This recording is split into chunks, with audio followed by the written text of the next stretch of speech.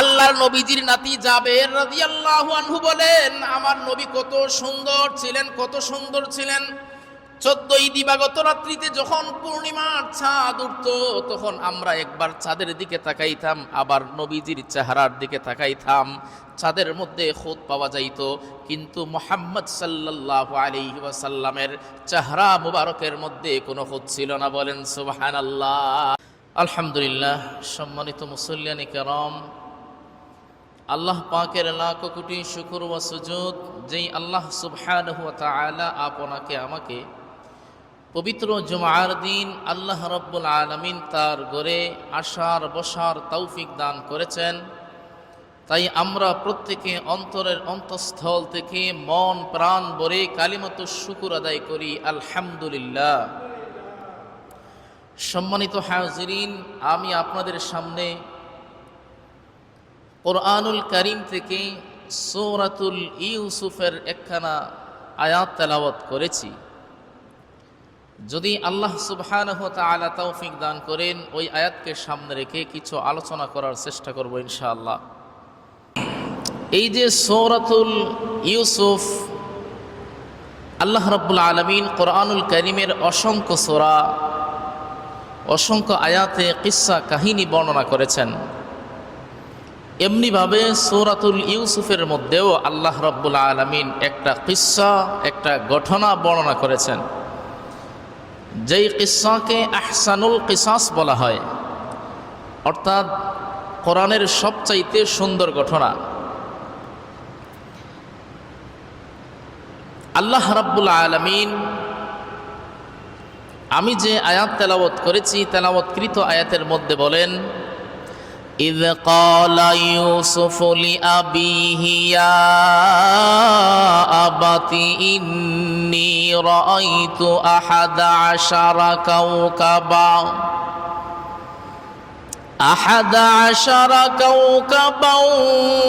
والشمس والقمر رأيتهم لي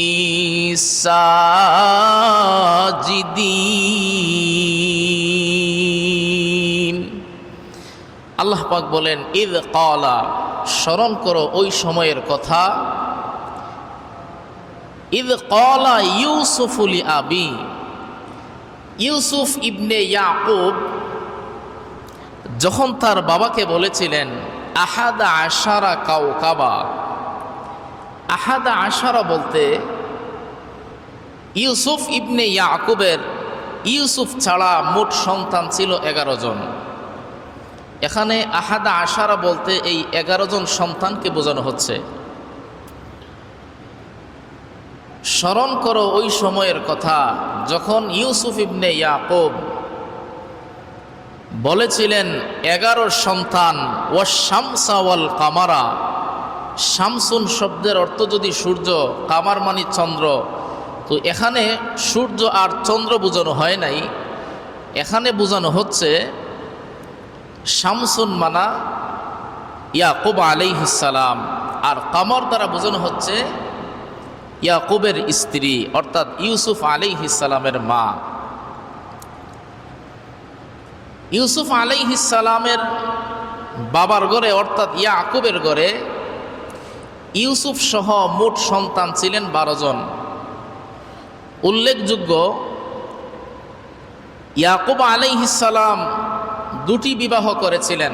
প্রথম ঘরের সন্তান ছিল 10 জন, আর দ্বিতীয় ঘরের সন্তান ছিলেন 2 জন, ইউসুফ আলাইহিস সালাম আর ওনার ছোট ভাই হলেন বিনয়ামিন।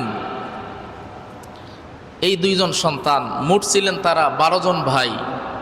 অর্থাৎ ইউসুফ আলাইহিস সালামের বৈমাত্রিক ভাই ছিলেন 10 জন, আর বাকি 2 জন ছিলেন আপন ভাই ওনারা। ইউসুফ আলাইহিস সালাম বললেন, বাবা, আমি স্বপ্নে দেখেছি, ইয ক্বালা ইউসুফ লি আবিহি ইয়া আবাতি ইন্নী রাআইতু 11 কাওকাবান ওয়াশ-শামসা ওয়াল কামারা রাআইতুহুম লি সাজিদিন। এই 11 আর 2 মা বাবা সহ 13 জন আমাকে সিজদা করছে, আমি এইটা স্বপ্নে দেখেছি। বলেন সুবহানাল্লাহ। এখানে সিজদা সাজাদা ইয়াসজুদু সিজদাতান শব্দের অর্থ হইল আবিধানিক অর্থ মস্তক অবনত করা, মাথা ঝুঁকা, কুর্নিশ করা। অর্থাৎ ইউসুফ আলাইহিস সালাম যখন মিশরের আজিজে মিশর ছিলেন, তখন এই 13 জন ইউসুফ আলাইহিস সালাম ওনার বাইদের মাধ্যমে মা বাবা সহ এই 13 জনকে ডাকাইছিল। আর সেই সিংহাসনের মধ্যে এক পাশে কুরসিতে ওনার বাবা বসা ছিল, এক পাশে মা বসা ছিল। বাকি 11 জন ভাই যখন ইউসুফকে চিনতে পারলো যে উনি আমাদের ভাই, তখন 11 ভাই ওনাদের মাথাকে নিচু করেছিল। এখানে এই নিচু করা বোঝানো হচ্ছে। এখানে সাজিদিন বলতে এই সিজদা না, আমরা নামাজের মধ্যে যেই সিজদা করি এই সিজদা বোঝানো হচ্ছে না। এই সিজদা হচ্ছে পারিভাষিক অর্থ, অর্থাৎ ওয়াজহুন ইলাল আরদি, আপনার চেহারাকে মাটির মধ্যে সিজদা করা। এই সিজদা বোঝানো হচ্ছে না, এখানে বোঝানো হচ্ছে শুধু মস্তক অবনত করা, শুধু ঝুঁকানো। এই কথা যখন ইউসুফ তার বাবাকে বলল, তখন ওনার বাবা বললেন, ক্বালা ইয়া বুনাইয়া লা তাকসুস রুইয়াকা আলা ইখওয়াতিক। বাবা বললেন, ক্বালা ইয়া বুনাইয়া, হে আমার আদরের সন্তান, লা তাকসুস রুইয়াকা, তুমি এই স্বপ্নের বর্ণনা, এই স্বপ্নের ব্যাখ্যা তোমার ভাইদের কাছে বলিও না। ফায়াকিদু লাকা কাইদা, কারণ তারাও তো নবীর পরিবারের সন্তান। তাদের সামনে যদি এই স্বপ্নের ব্যাখ্যা বলো, তারা সাথে সাথে বুঝে ফেলবে তোমার বিরুদ্ধে ষড়যন্ত্রে লিপ্ত হয়ে যাবে। তুমি এই স্বপ্নের ব্যাখ্যা, স্বপ্নের বর্ণনা তোমার ভাইদের কাছে বলিও না। বললে তারা এই স্বপ্নের ব্যাখ্যা বুঝে যাবে, কারণ তারাও তো নবী পরিবারের সন্তান। কারণ ইন্নাশ শাইতানা লিল ইনসানি আদুউম মুবিন, কারণ শয়তান হলো মানুষের প্রকাশ্য শত্রু। বলছিলেন তোমার ভাইদের কাছে স্বপ্নের ব্যাখ্যা করিও না, কারণ শয়তান তো মানুষের প্রকাশ্য শত্রু, স্পষ্ট শত্রু। ইউসুফ আলাইহিস সালামকে ওনার ভাইয়েরা বাঁকা দৃষ্টিতে দেখত, হিংসার দৃষ্টিতে দেখত। 2টা কারণে। কয়টা কারণ? 2টা কারণে। প্রথম কারণ ছিল ইউসুফ আলাইহিস সালামের বাবা ইয়াকুব আলাইহিস সালাম জানতেন ওনার সন্তান ইউসুফ একদিন নবী হবে। ওহীর মাধ্যমে ওনার জানা ছিল, বলেন সুবহানাল্লাহ। ওহীর মাধ্যমে জানা ছিল যে ইউসুফ একদিন নবী হবে। এই জন্য ইউসুফের প্রতি ওনার বাবা খুবই ভালোবাসা একটু বেশি ছিল। আর এই ভালোবাসা ইউসুফের জন্য একদিন কাল হয়ে দাঁড়ায়। এই হলো প্রথম কারণ। 2 নম্বর কারণ হচ্ছে ইউসুফ আলাইহিস সালাম খুবই স্মার্ট ছিলেন, খুবই সুন্দর ছিলেন, অবর্ণনীয় সুন্দর ছিলেন। এক ইহুদি মহিলা একদিন আম্মাজান আয়েশা সিদ্দিকা রাদিয়াল্লাহু আনহার কাছে গেছে, গিয়ে বলে, হে আম্মাজান আয়েশা সিদ্দিকা রাদিয়াল্লাহু আনহা, বলেন ইউসুফ আলাইহিস সালাম বেশি সুন্দর নাকি আপনার স্বামী মুহাম্মদ সাল্লাল্লাহু আলাইহি ওয়াসাল্লাম বেশি সুন্দর? আম্মাজান আয়েশা সিদ্দিকা রাদিয়াল্লাহু আনহা সঙ্গে সঙ্গে ইহুদি মহিলাকে বললেন, মা, আমি বুঝতে পেরেছি আপনি কেন এই প্রশ্ন করেছেন। আপনাদের তাওরাত কিতাবের মধ্যে লেখা আছে আল্লাহ রাব্বুল আলামিন যখন মানুষকে গঠন করে, মানুষকে বানায়, তখন আল্লাহ রাব্বুল আলামিন কিছু সৌন্দর্যকে একত্রিত করেছিলেন। এই সুন্দর অর্ধেক সুন্দর ভাগ করে আল্লাহ রাব্বুল আলামিন গোটা জগৎটাকে বানাইছেন। আর অর্ধেক সুন্দর দিয়ে আল্লাহ রাব্বুল আলামিন ইউসুফ আলাইহিস সালামকে বানাইছেন। বলেন সুবহানাল্লাহ। তোমার মনের ধারণা হচ্ছে যেই অর্ধেক সুন্দর দিয়ে আল্লাহ রাব্বুল আলামিন গোটা সৃষ্টিকে বানাইছে, হয়তো ওই অর্ধেক সৌন্দর্য থেকে মুহাম্মদকে বানানো হয়েছে। বিষয়টা আসলে এমন না। আল্লাহর রাসূল সাল্লাল্লাহু আলাইহি ওয়াসাল্লাম বলেছেন, আনা আউয়ালুল মাখলুকাত, আল্লাহর নবী বলেছেন আল্লাহ রাব্বুল আলামিন আমাকে সর্বপ্রথম বানাইছেন, বলেন সুবহানাল্লাহ। আল্লাহ রাসূল বলেছেন আল্লাহ রাব্বুল আলামিন আমাকে সর্বপ্রথম সৃষ্টি করেছেন। আল্লাহ রাব্বুল আলামিন আমাকে বানানোর পর আমার কিছু সৌন্দর্য দিয়ে আল্লাহ রাব্বুল আলামিন এখান থেকে দুইটা ভাগ করেছেন। আমাকে বানানোর পর একটা ভাগ দিয়ে আল্লাহ গোটা সৃষ্টি জগৎকে বানাইছেন, আরেকটা ভাগ দিয়ে আল্লাহ রাব্বুল আলামিন ইউসুফ নবীকে বানাইছেন, বলেন সুবহানাল্লাহ। আম্মা জানা আয়েশা সিদ্দিকা বলেন, ও ইহুদি মহিলা শুনে নাও, আল্লাহ রাব্বুল আলামিন আমার নবীকে কত সুন্দর করে বানাইছিলেন। 16 আনা সৌন্দর্য আল্লাহর নবীর বিকাশিত হয় নাই, গোপন রাখা হয়েছে। কারণ আল্লাহর নবীজির যে জালালি সৌন্দর্য ছিল সেটা আল্লাহ প্রকাশ করেন নাই। এই জালালি সৌন্দর্য যদি প্রকাশ করত তাহলে উম্মতেরা নবীর সামনে গিয়ে দাঁড়াইতে পারত না, বলেন সুবহানাল্লাহ। এই জন্য আল্লাহ রাব্বুল আলামিন মুহাম্মদুর রাসূলুল্লাহ সাল্লাল্লাহু আলাইহি ওয়াসাল্লামের জামালি সৌন্দর্যকে প্রকাশ করেছেন, বলেন সুবহানাল্লাহ। আম্মাদান আয়েশা বলেন লানা শামসুন ওয়ালিল আফাকে শামসুন ওয়া শামসু তাতলাউ বাদাল ইশাই ওয়া শামসু তাতলাউ বাদাল ইশাই। আম্মাদান আয়েশা সিদ্দিকা বলেন লানা শামসুন ওয়ালিল আফাকে শামসুন, আকাশের যেমন সূর্য আছে আমারও একটা সূর্য আছে। ওয়া শামসু তাতলাউ বাদাল ফজরি, আকাশের সূর্য উদিত হয় ফজর নামাজের পর। ওয়া শামসি তাতলাউ বাদাল ইশা, আম্মা জান আয়েশা বলেন আমার সৌন্দর্য উদিত হয় ঈশার নামাজের পর, বলেন সুবহানাল্লাহ। আল্লাহর নবীজির নাতি জাবের রাদিয়াল্লাহু আনহু বলেন আমার নবী কত সুন্দর ছিলেন। 14 দিবাগত রাত্রিতে যখন পূর্ণিমার চাঁদ উঠত তখন আমরা একবার চাঁদের দিকে তাকাইতাম, আবার নবীজির চেহারার দিকে তাকাইতাম। চাঁদের মধ্যে খুঁত পাওয়া যাইত, কিন্তু মুহাম্মদ সাল্লাল্লাহু আলাইহি ওয়াসাল্লামের চেহারা মুবারকের মধ্যে কোনো খুঁত ছিল না, বলেন সুবহানাল্লাহ। জাবের বলেন আমরা অন্ধকার রজনীতে অনেক সময় সুতার কাজ করতাম। সুতাটা সুইর মাথা দিয়ে ঢুকানোর জন্য অন্ধকারে ঢুকানো সম্ভব ছিল না। আমরা আল্লাহর রাসূল সাল্লাল্লাহু আলাইহি ওয়াসাল্লামের চেহারা মুবারকের সামনে নিয়ে যাইতাম। নবীজির চেহারা দিয়ে দেখে দেখে আমরা সুইর মাথা দিয়ে সুতা ঢুকাতাম, বলেন সুবহানাল্লাহ। এত সুন্দর ছিলেন। এইভাবে আল্লাহর নবীকে আল্লাহ রাব্বুল আলামিন প্রথম বানাইছেন। নবীকে বানানোর পর নবীর সৌন্দর্যের রূপ গঠন দিয়ে আল্লাহ দুইটা ভাগ করছেন। একটা ভাগ দিয়ে গোটা মাখলুকাতকে আল্লাহ বানাইছেন, আরেকটা ভাগ দিয়ে আল্লাহ ইউসুফ নবীকে বানাইছেন, বলেন সুবহানাল্লাহ। তাহলে ইউসুফ আলাইহিস সালাম তো চন্দ্র সূর্যের চেয়েও সুন্দর ছিলেন, কথা বলেন ঠিক কিনা? এই সৌন্দর্যের কারণে ইউসুফ আলাইহিস সালামের ভাইয়েরা ওনাকে বাঁকা দৃষ্টিতে দেখতো, মহাব্বত করতো না, হিংসার নজরে দেখতো। একদিন তারা ইয়াকুব আলাইহিস সালামের কাছে গিয়ে বলল, বাবা আমরা আমাদের ভাইকে একটু খেলার মাঠে নিয়ে যাব, একটু সুযোগ করে দেন। বলেন ইয়াকুব ভয় পাচ্ছিলেন, দিবেন না সন্তানকে, নবী তো ভয় পাচ্ছিলেন। ভাইদের কথা শুনে ইউসুফ 7 বছরের ইউসুফ বললেন, বাবা একটু যেতে দিন, আমি যেতে চাই ভাইদের সাথে। তখন তো বাবা না দিয়ে পারলেন না, বললেন ঠিক আছে যাও। ভাইরা যখন ইউসুফকে খেলার মাঠের মধ্যে নিয়ে গেছে, খেলার মাঠে গিয়ে 10 ভাইরা পরামর্শ করলো।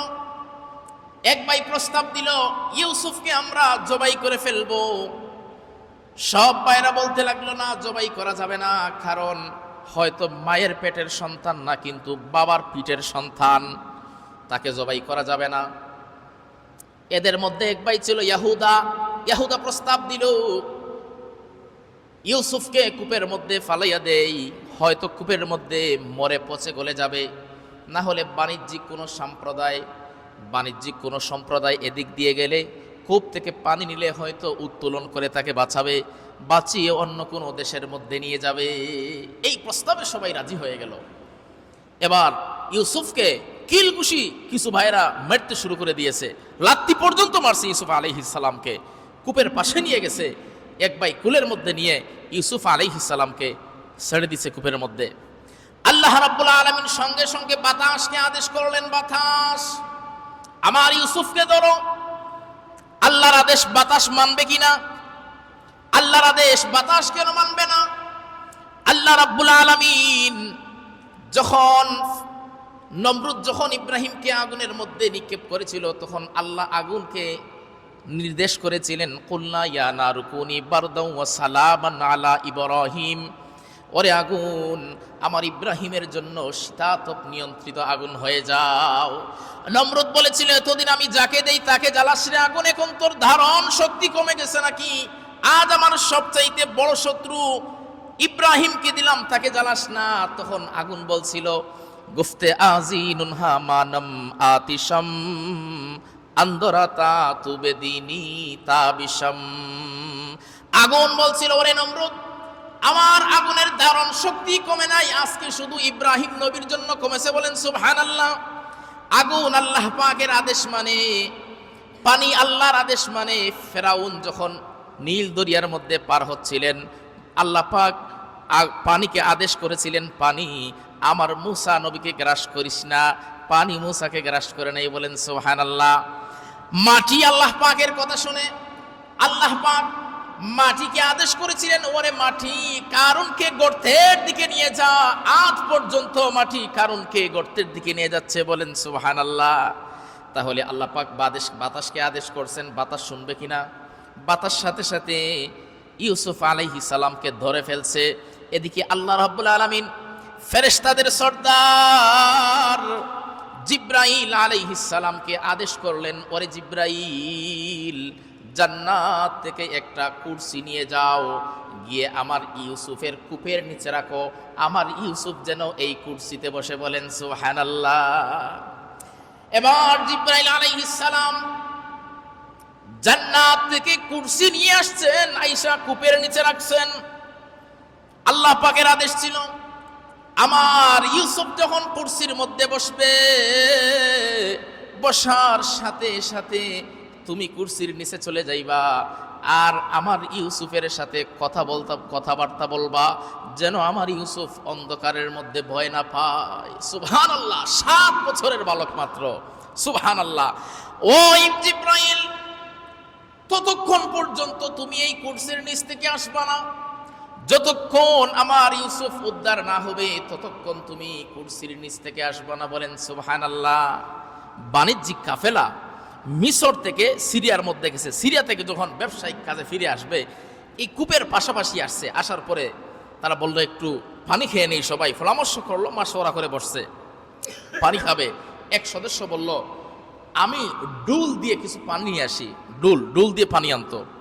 তখন একজন কাফেলার সদস্য ডুলের মধ্যে রশি পাচ্ছে, রশি বাই দেখার ডুলটা ছাড়ছে, পানি নিবে। কই আল্লাহ, এতদিন যে এই ডুল দিয়ে কত পানি নিছি, এত ভার না, আজকে এত ভার কেন এত ভার? মোটামুটি যখন ডুলটা কূপের মুখামুখি আসছে, তখন ওই সদস্য বাকি কাফেলাদের লোকদের বলল, ইয়া বুশরা হাদা গুলাম, ও কাফেলার সদস্যরা, সুসংবাদ নাও। এত টকবুকে একজন অবর্ণনীয় সুন্দর যুবক দেখতে পাচ্ছি। এবার সবাই হাসি মুখে আইসা দেখলো, দেখা ইউসুফ আলাইহিস সালামকে দরিয়ার মধ্যে নিয়ে গোসল করাইছে, জড়িওয়ালা জামা পরাইছে। এর আগে ইউসুফের দিকে তাকাইতে পারছে, যখন জড়িওয়ালা জামা পরাইছে আর ইউসুফের দিকে তাকানো যায় না। দুপুর 12টার সময় সূর্যের আলোর দিকে তাকাইলে চোখ ফিরত আসে।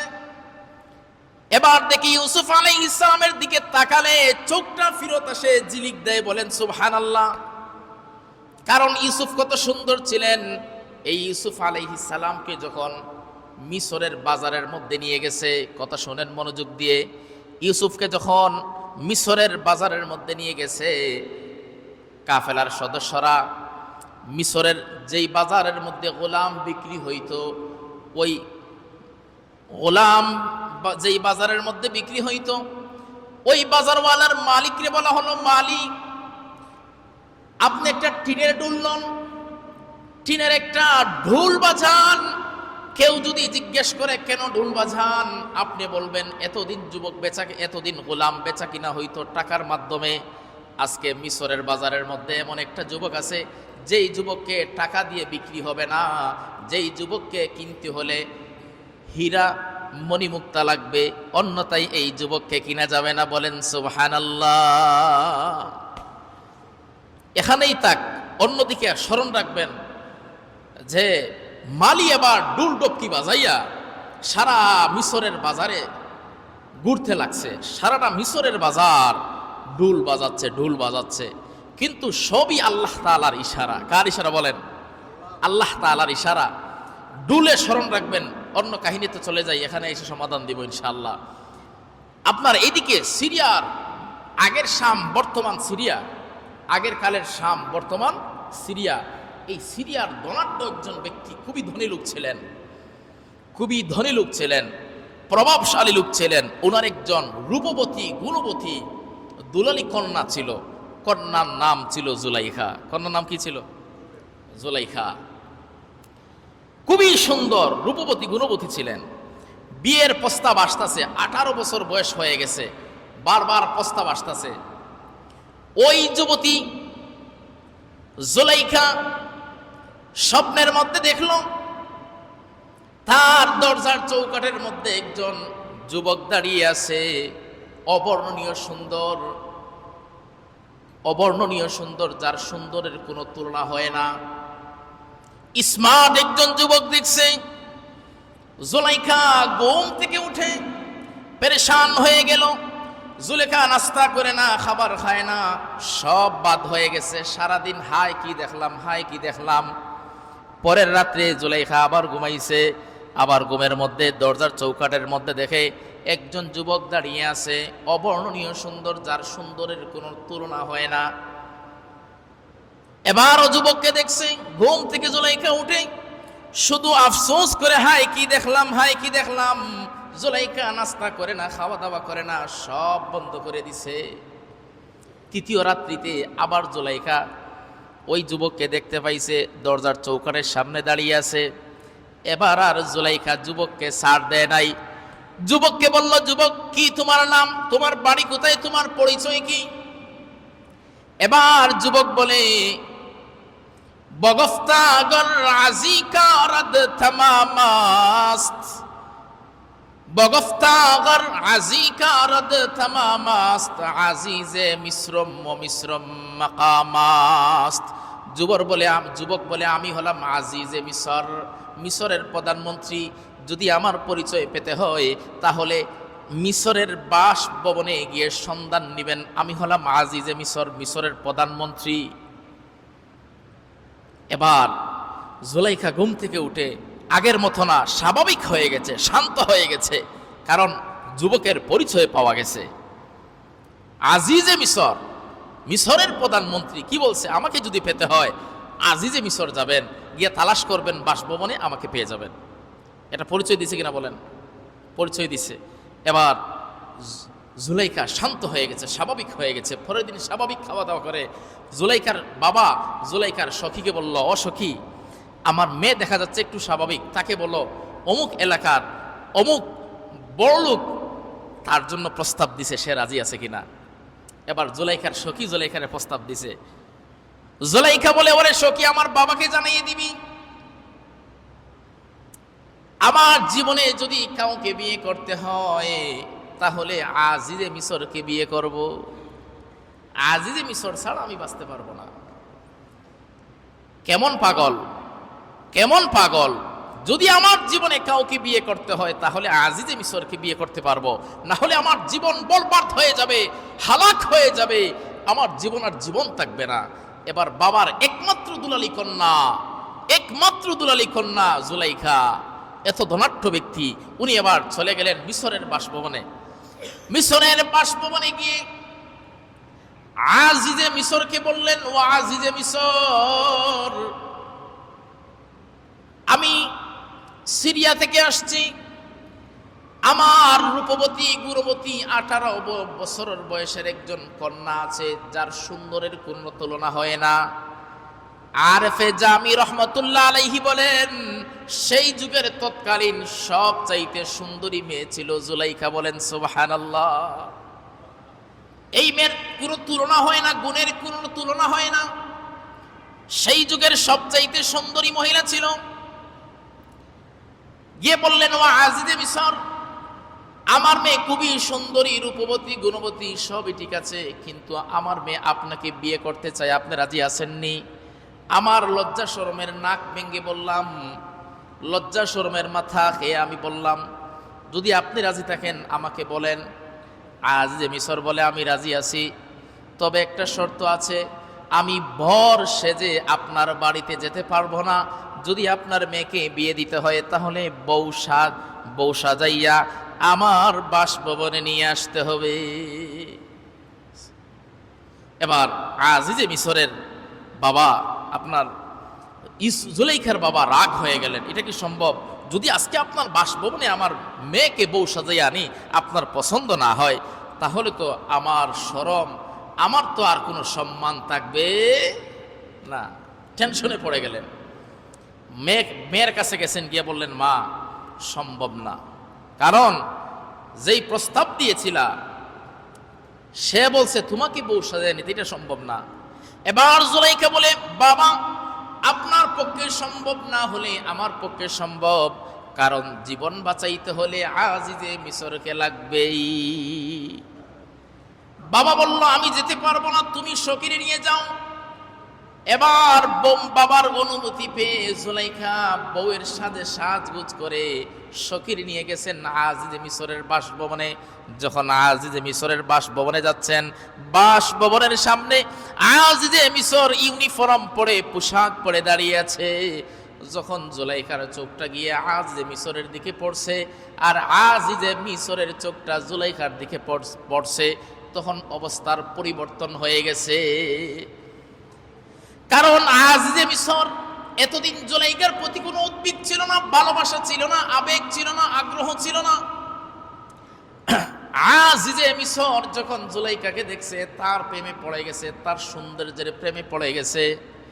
আর জুলাইখা যখন আজিজে মিসরকে দেখছে, দেখার সাথে সাথে বলল, কানে কানে সখীরে বলে, ওরে সখী, আমি তো বরবাদ হয়ে গেলাম, আমি তো হালাক হয়ে গেলাম। এই তো সেই ব্যক্তি নয় যেই ব্যক্তিরা, এই তো আমার স্বপ্নে দেখা বন্ধু নয়, আমি হালাক হয়ে গেলাম, ধ্বংস হয়েই তো আমার স্বপ্নে দেখা সেই বন্ধু নয়। টেনশনে পড়ে গেল। এবার সখী বলে, ও জুলাইখা, তুমি তাকে যাকে দেখছিলাম আসলে সে কি আজিজে মিসর ছিল নি? বলে, হ্যাঁ সে আজিজে মিসর ছিল। বলে, তাই যদি হয় তাহলে একটা উসিলা করে তার সাথে বিয়ে বসে যান। যদি তার সাথে বিবাহে আবদ্ধ হয়ে যান, তাহলে একদিন না একদিন আপনার সখীর সাথে দেখা হবে। এবার বিবাহে রাজি হয়ে গেলেন, ডাক ঢোল বাজাইয়া বিয়ে হলো। বিয়ার সাথে সাথে আল্লাহ রাব্বুল আলামিন আজিজে মিসরকে বললেন, কুন ইয়া আজিজে মিসর, ও আজিজে মিসর, তুমি পুরুষত্ব শূন্য নামরদ পুরুষ হয়ে যাও। আল্লাহ পাকের ঘোষণা, আজিজে মিসরের মৃত্যুর আগ পর্যন্ত তার কোনো পুরুষত্ব ছিল না, নামরদ হয়ে গেছে। এটা কার আশা? আল্লাহ পাক জুলাইখাকে আল্লাহ পাক একবারে সতী সাধনে একজন নারী রাখবেন, এটাই ছিল আল্লাহ পাকের ইশারা। জুলাইখা ইউসুফের সাথে, আপনার আজিজে মিসরের সাথে সংসার করতেন, গড় করতেন, সবই করতেন, কিন্তু চিন্তা ছিল শুধু ইউসুফ ইউসুফ। ওই স্বপ্নে দেখা বন্ধু, স্বপ্নে দেখা বন্ধু। প্রত্যেক দিন জুলাইখা সখীরে নিয়ে সকালবেলা মিসরের বাজার একবার ঘুরতেন, আবার সন্ধ্যাবেলা একটাবার মিসরের বাজার ঘুরতেন। মনের মধ্যে একটা টেনশন ছিল, কখন তার স্বপ্নে দেখা বন্ধুকে দেখা যাবে। আর ইউসুফ আর জুলাইখার আজিজে মিসরের সাথে সম্পর্ক কেমন সম্পর্ক ছিল, আল্লাহ রাব্বুল আলামিন বুঝাতে চাই। এখানে ইউসুফ আলাইহিস সালামের ঘটনার শিক্ষা হলো, আল্লাহ বুঝাতে চাই, ওরে বান্দারা শুনে নাও, ইউসুফ আর জুলাইখার আজিজে মিসরের যেমন সম্পর্ক ছিল, দুনিয়ার মধ্যে তোমাদের বন্ধু বান্ধব থাকবে, আত্মীয় স্বজন থাকবে, পরিবার থাকবে, স্বামী স্ত্রী থাকবে, ছেলে মেয়ে সব কিছুই থাকবে, কিন্তু কলবের মধ্যে তাদের কাউকে জায়গা দিবে না, কলবের মধ্যে জায়গা হবে আমি লা ইলাহা ইল্লাল্লাহর জায়গা হবে। বলেন সুবহানাল্লাহ। আল্লাহ পাক বুঝাতে চায় কলবের মধ্যে শুধু আমি আল্লাহর জায়গা থাকবে, কলবটা সব সময় আমি আল্লাহর জন্য অফ করে দিবে, রিজার্ভ করবে শুধু আমি আল্লাহর জন্য। দুনিয়ার মধ্যে সব কিছু থাকবে। ইউসুফ জুলাইকা আর আজিজে মিশরের যেমন সম্পর্ক ছিল, সবই ছিল মনের মধ্যে শুধু ইউসুফ ইউসুফ ইউসুফ। আল্লাহ বুঝাতে চায় বান্দারারে দুনিয়ার মধ্যে তোমাদের সব কিছু থাকবে, কিন্তু কলবের মধ্যে থাকবে আমি আল্লাহ। বলেন সুবহানাল্লাহ। কলবের মধ্যে কাকে থাকতে হবে? আল্লাহকে রাখতে হবে। এটা হলো সূরা ইউসুফের শিক্ষা, উপদেশ, শিক্ষণীয় বিষয় হলো আমাদের এখানে এটাই। কলবের মধ্যে কাকে রাখবো? আল্লাহকে রাখবো। জুলাইকা তার সখীরে নিয়ে সকালবেলা একবার বের হয়, আবার বিকাল বেলা একবার বের হয়, একটাই টার্গেট, স্বপ্নে দেখা বন্ধুকে পাওয়া। একদিন বিকাল বেলা বাজারের মধ্যে গেছে, গিয়ে দেখলো একজন মালি ডুল বাজাচ্ছে, টনটনা টনটন বলে ডুল বাজাচ্ছে। মালিরে বলল এদিকে আসো, ডুল বাজাচ্ছ কেন? এবার মালি বলে আপনাকে বলা যায় কারণ আপনি হলেন আজিজে মিশরের ফার্স্ট লেডি, আপনি আজিজে মিশরের স্ত্রী, আপনাকে বলা যায়। আপনার কিনার মতো অবস্থা আছে। মিশরের বাজারের মধ্যে এমন একজন গোলাম উঠছে যাকে কেউ টাকা পয়সা দিয়ে কিনতে পারবে না, যাকে যদি কেউ কিনতে হয় তাহলে তার মণিমুক্তা গৌহর লাগবে। এবার জুলাইকার কল্পনাও ছিল না এই যে সেই তার স্বপ্নে দেখা ব্যক্তি হবে, এটা তার কল্পনাতেও ছিল না। জুলাইকা বলল সখী চল, না কিনলেও একটু দেখে আসি। এবার জুলাইকা সখীরে নিয়ে মিশরের বাজারের মধ্যে গেছেন। মিশরের বাজারের মধ্যে গিয়ে লোকদের সরাইয়া, লোকের ভিড় ছিল, লোকদেরকে সরাইয়া সরাইয়া সামনের মধ্যে গেছেন। যখন ওনার চোখটা ইউসুফ আলাইহিস সালামের দিকে পড়েছে, আর ইউসুফের চোখ যখন জুলাইকার দিকে পড়েছে, সাথে সাথে জুলাইকা অজ্ঞান হয়ে গেছেন। বলেন সুবহানাল্লাহ। এই তো ইউসুফ জুলাইকা সাময়িক সময়ের জন্য অজ্ঞান হয়েছিলেন, আবার হুঁশ ফিরছে। আল্লাহর নবী বলেন জান্নাতীরা জান্নাতের মধ্যে যখন আল্লাহ তাআলার দিদার লাভ করবে, জান্নাতের মধ্যে জান্নাতীরা যখন আল্লাহ পাকের দিদার লাভ করবে, যেই জায়গার মধ্যে লাভ করবে সেই জায়গার নাম হলো মাকআদে সিদক। আল্লাহ পাক বলেন ইন্নাল মুত্তাকিনা ফি জান্নাতিন ওয়া নাহার ফি মাকআদে সিদকিন ইনদা মালিকিম মুকতাদির।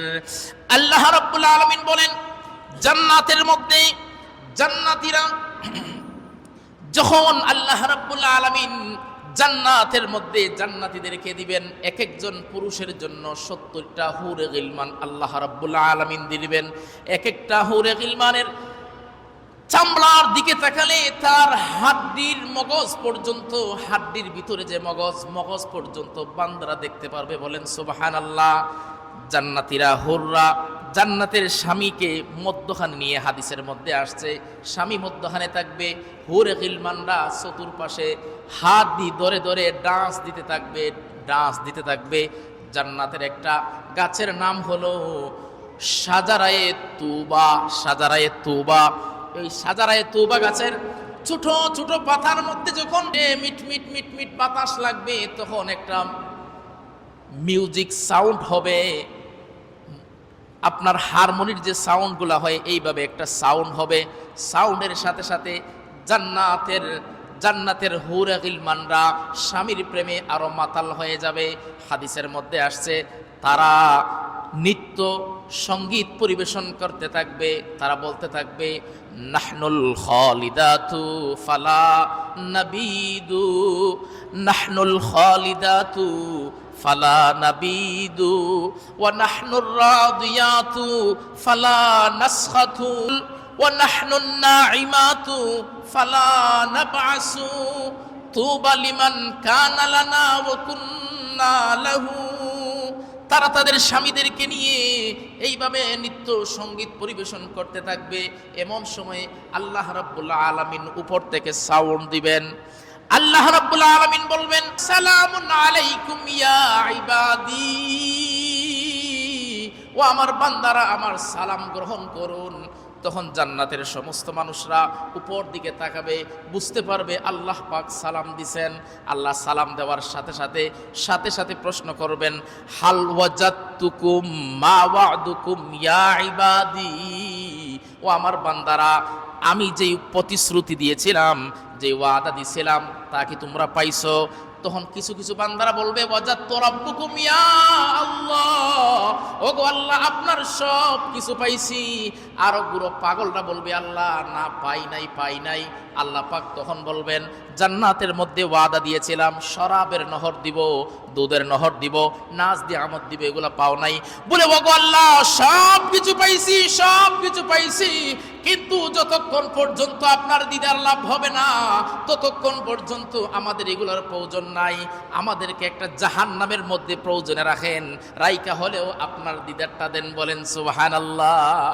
তখন আল্লাহ রাব্বুল আলামিন, হাদিস শরীফের মধ্যে আসছে, আল্লাহ রাব্বুল আলামিন ফেরেশতারা ৭০,০০০ পর্দা দিয়ে আল্লাহ রাব্বুল আলামিনের ৭০,০০০ পর্দা দিয়ে আল্লাহর নূরকে ঢেকে রাখবে। একটা পর্দা উঠানো হবে। মানুষরা যখন, জান্নাতীরা যখন আল্লাহর দিকে তাকাবে, আল্লাহর কুদরতি চেহারার দিকে তাকাবে, তাকানোর সঙ্গে সঙ্গে তারা অজ্ঞান হয়ে যাবে, তারা বেহুশ হয়ে পড়বে। হাদিসের মধ্যে আসছে ৪০ বছর পর্যন্ত তাদের হুশ ফিরবে না। সুবহানাল্লাহ। একটা নজর দেখার সাথে সাথে পাগল হয়ে যাবে, মাতাল হয়ে যাবে, টেরও পাবে না। আল্লাহ রাব্বুল আলামিন পরে বলবেন, ও আমার জান্নাতি বান্দারা শুনে নাও, আমি আল্লাহর কুদরতের নূর দুই প্রকার। এক প্রকার নূর হলো নূরে জামালি। নূরে জামালি, চাঁদের দিকে যেমন আমরা তাকাতে পারি, আল্লাহর নূরে জামালের দিকে তাকাতে পারবো। আরেকটার নাম হলো নূরে জালালি। এই নূরের দিকে তাকানো সম্ভব না। আল্লাহ পাক বলবেন, বান্দারা আমি তোমাদের সামনে আমার নূরে জালালি নিয়ে আসছিলাম, আমি এখন তোমাদের সামনে নূরে জামালি নিয়ে আসবো। বলেন সুবহানাল্লাহ। এবার আল্লাহ রাব্বুল আলামিন ফেরেশতাদেরকে অর্ডার করবেন, জান্নাতের মধ্যে ফেরেশতাদেরকে অর্ডার করবেন, বলবেন তোমরা স্টেজ তৈরি করো। ফেরেশতারা স্টেজ তৈরি করবেন। সেই স্টেজের মধ্যে ১০০ লক্ষ নবীরা, আম্বিয়ায়ে কেরামরা থাকবেন। বলেন সুবহানাল্লাহ। জান্নাতের স্টেজের মধ্যে প্রধান সভাপতি হবেন লা ইলাহা ইল্লাল্লাহ। আর জান্নাতের স্টেজের যিনি প্রধান অতিথি হবেন, উনি হবেন মুহাম্মাদুর রাসূলুল্লাহ সাল্লাল্লাহু আলাইহি ওয়াসাল্লাম। এবার আল্লাহ রাব্বুল আলামিন ইসরাফিল আলাইহিস সালামকে বলবেন, ওগো ইসরাইল, আমি আল্লাহ ফেরেশতাদের মধ্যে, মাখলুকাতের মধ্যে তোমার কণ্ঠস্বর সবচাইতে সুন্দর করে দিয়েছিলাম, তুমি আমার হামদনাত পাঠ করো। ইসরাফিল আলাইহিস সালাম, ইসরাফিলকে দিয়ে আল্লাহ পাক শুরু করবেন। ইসরাফিল হামদনাত পাঠ করতে শুরু করবেন। ইসরাফিল হামদনাত পাঠ করবেন। এমন সময় আল্লাহ জান্নাতের চিরবালকদেরকে আল্লাহ অর্ডার করবেন, বলবেন আমার শরাবের নহর থেকে মটকা দিয়ে জগের মধ্যে রেখে গ্লাস দিয়ে আমার শরাবের নহর আমার জান্নাতি বান্দাদেরকে খাওয়াও। বলেন সুবহানাল্লাহ। জান্নাতীদের ক্লাস হবে দুইটা, first class, second class. First ক্লাসের মধ্যে যারা জান্নাতি থাকবে, হাদিস শরীফের মধ্যে আসছে, এদের চেয়ার দেওয়া হবে, এদের কুরসি হবে স্বর্ণের কুরসি। বলেন সুবহানাল্লাহ। আল্লাহ পাক যেন ফার্স্ট ক্লাসে আমাদের প্রত্যেককে কবুল করে, সবাই বলে আমিন। জান্নাতে যেতে হলে জান্নাতের আমলের প্রয়োজন আছে কিনা বলেন? জান্নাতে যাবার ট্যাবলেট ৫ ওয়াক্তের নামাজ সময় মতো পড়া। তবে নামাজটা পড়তে হলে জেনে শুনে বুঝে পড়তে হবে। জানতে হলে যারা জাননেওয়ালা তাদের সোহবতে যাবেন, গিয়ে জানে আসবেন। আল্লাহ পাক সহজ করে দেখ, বলেন আমিন। আরো জোরে বলেন আমিন। ইসরাফিল আলাইহিস সালাম হামদনাত পাঠ শেষ করার পর আল্লাহ রাব্বুল আলামিন বলবেন, মানুষের মধ্যে দাউদ আলাইহিস সালাতু ওয়াস সালামকে আমি আল্লাহ সবচাইতে সুন্দর কণ্ঠস্বর দিয়ে বানাইছিলাম। দাউদকে আল্লাহ পাক বলবেন, দাউদ একটু তেলাওয়াত করো। দাউদ আলাইহিস সালাম সূরা তাহা তেলাওয়াত করবেন। বিসমিল্লাহির রহমানির রহিম। তাহা মা আনজালনা আলাইকাল কুরআনা লিতাশকা। দাউদ আলাইহিস সালাম সূরা তাহার তেলাওয়াত করবেন। এবার আল্লাহ রাব্বুল আলামিন দাউদকে বলবেন, ওরে দাউদ, আমার যে কোরআন তেলাওয়াত করেছো এই কোরআনের জন্য তুমি কোনো কষ্ট করো নাই। এই কোরআনের জন্য সবচাইতে কষ্ট করেছে আমার বন্ধু মুহাম্মদ সাল্লাল্লাহু আলাইহি ওয়াসাল্লাম। বলেন সুবহানাল্লাহ। ও দাউদ, আমার বন্ধু মুহাম্মদ সাল্লাল্লাহু আলাইহি ওয়াসাল্লাম কোরআনের জন্য নিজের দাঁত মুবারক শহীদ করেছেন তায়েফের ময়দানে। এই কোরআনের জন্য আমার বন্ধু বহু কষ্ট করেছেন। এখন আমি যেই বন্ধুর উপর কোরআনটা নাজিল করেছি, আমি আল্লাহ স্বয়ং আমার বন্ধুর কাছ থেকে তেলাওয়াত শুনবো। বলেন সুবহানাল্লাহ। এরপর আল্লাহ রাব্বুল আলামিন কোরআনুল কারীমের কলব, কোরআনুল কারীমের হার্ট সূরা ইয়াসিন তেলাওয়াতের জন্য যেই সূরা নাজিল করেছেন, আল্লাহ তার বন্ধু মুহাম্মদের নাম দিয়ে বলেন সুবহানাল্লাহ। বলবেন, ওগো নবীজি, তুমি আমার বন্ধু সূরা ইয়াসিন তেলাওয়াত করো। আল্লাহর নবীজি সূরা ইয়াসিন পুরোটাই তেলাওয়াত করবেন। তারপর আল্লাহ রাব্বুল আলামিন বলবেন, ও জান্নাতীরা শোনো শোনো, আমার বন্ধু যতই তেলাওয়াত করো, যে আমি আল্লাহ কোরআনটারে বানাইছি আমার মতো কেউ তেলাওয়াত করতে পারবে না। বলেন সুবহানাল্লাহ। তারপরে স্বয়ং আল্লাহ রাব্বুল আলামিন সূরাতুর রহমান, জিনাতুল কোরআন, কোরআনের শোভা বর্ধনকারী সূরা, কোরআনের অলংকার শাস্ত্র সূরা সূরাতুর রহমানের তেলাওয়াত করবেন। আমরা তো এখন তেলাওয়াত করি আর রহমান, তখন আল্লাহ রাব্বুল আলামিন তেলাওয়াত করবেন আনার রহমানু আল্লামাল কুরআন খালাকাল ইনসান। আল্লাহ স্বয়ং তেলাওয়াত করবেন আনার রহমান, আমি রহমান। রহমান দেখো, মানুষরা আল্লাহ পাককে দেখে দেখে দেখে দেখে তেলাওয়াত শুনবে। বলেন সুবহানাল্লাহ। আমার ভাইরা বন্ধুরা, বলতে চেয়েছিলাম, জুলাইখা যখন ইউসুফ আলাইহিস সালাতু ওয়াস সালামকে দেখছে, দেখার সাথে সাথে জুলাইখা যখন ইউসুফ আলাইহিস সালাতু ওয়াস সালামকে দেখছে, দেখার সাথে সাথে অজ্ঞান হয়ে গেছিল, বেহুশ হয়ে গেছিল। জুলাইখার যখন জ্ঞান ফিরছে, জ্ঞান ফেরার সাথে সাথে দেখলো প্রত্যেকটা মানুষ দর কষাকষি করছে। কেউ বলছে আমি এক মন হীরা মণিমুক্তা গৌহর দিব। জুলাইখা বলল, তোমরা কেউ নিতে পারবা না, কারণ তোমরা তো মিশরের বাজার থেকে ইউসুফের নাম শুনে গোলাম কিনতে আসছো, আর আমি তো মিশরের বাজার থেকে আসি নাই।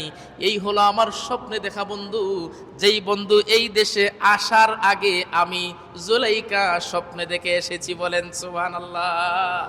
এবার জুলাইখা বলল, এক পাশে আমার স্বপ্নে দেখা বন্ধুকে উঠানো হোক, আরেক পাশে মণিমুক্তা হীরা গৌহর সব কিছু উঠানো হোক। উঠানো হয়েছে। জুলাইখা তার বন্ধুকে এক পাশে আর মণিমুক্তা হীরা গৌহর এক পাশে উঠানো হয়েছে। উঠানোর পরেও এর চেয়ে দ্বিগুণ চড়া মূল্য দিয়ে তার বন্ধুকে খরিদ করে নিয়ে গেছে। বলেন সুবহানাল্লাহ। সময় শেষ হয়ে গেছে। যা বললাম আল্লাহ পাক আমাদের প্রত্যেককে আমলের তৌফিক দান করুক। বলেন আমিন। আমরা ইউসুফ থেকে কি শিখছি? শিক্ষা পাইলাম একটাই, ইউসুফ আর জুলাইখা আর আজিজে মিসর যেমন একসাথে সংসার করছেন, ঘর করছেন, কিন্তু মনে মনে টান ছিল ইউসুফের দিকে। আল্লাহ শিক্ষা দেয়, ও বান্দারা শোনো, দুনিয়ার মধ্যে তোমার আত্মীয় স্বজন আছে, সন্তান আছে, স্ত্রী আছে, সব কিছু আছে, সবার সাথে মহাব্বত থাকবে বটে, কিন্তু অন্তরের মধ্যে জায়গা থাকবে আমি আল্লাহ পাকের। বলেন সুবহানাল্লাহ। অন্তরের মধ্যে জায়গা দিবেন আল্লাহ আর তার নবী মুহাম্মদ সাল্লাল্লাহু আলাইহি ওয়াসাল্লামকে। আল্লাহ পাক আমাদের প্রত্যেককে বোঝার তৌফিক দান করুক, আমলের তৌফিক দান করুক। আসসালামু আলাইকুম ওয়া রাহমাতুল্লাহি ওয়া বারাকাতুহু।